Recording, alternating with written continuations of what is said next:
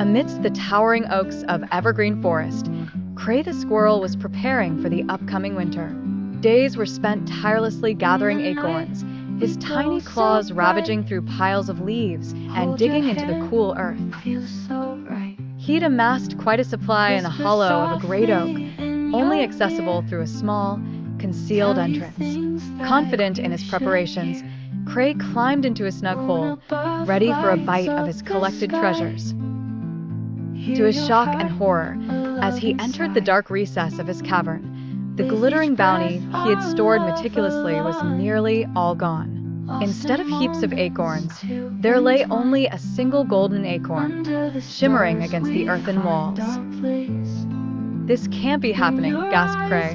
The precious golden acorn was an heirloom, said to bring luck and prosperity. But where were the rest? Angered and bewildered, Krei set off immediately, determined to uncover the truth. He began by questioning his nearest neighbors, Lily the chipmunk, Felix the fox, and Ruby the rabbit. But each innocent glance and unsuspecting manner left Krei suspecting no one more than before. Lily suggested it could be the notorious band of forest weasels, known for their cunning and sleight of paw.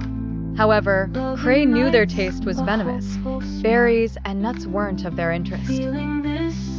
Felix, always keen on tracking, hinted at the promise of clues at Mrs. Owl's outpost, where she observed everything from her high perch.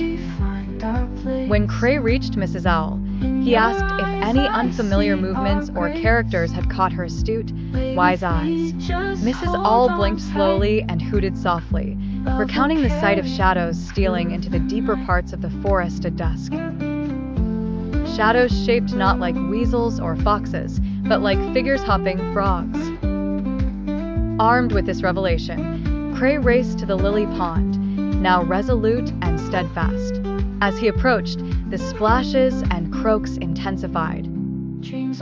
Upon reaching the water's edge, what met his eyes but the sight of mischievous frogs amid towers of shimmering acorns, the same ones he had so eagerly collected.